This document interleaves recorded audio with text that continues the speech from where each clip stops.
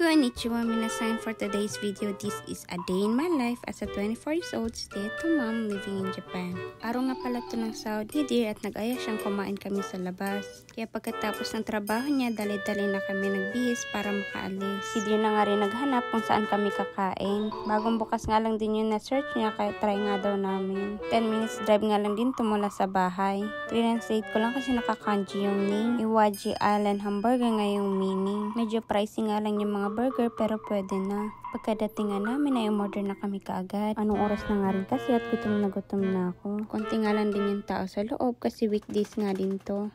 Habang naghihintay nga kami ng order namin, binigyan ko muna ng laruan si Ethan para hindi maboring. Ito nga't nakangusyo na naman, halos di na makita yung baba niya at nangingibabaw yung pisngi.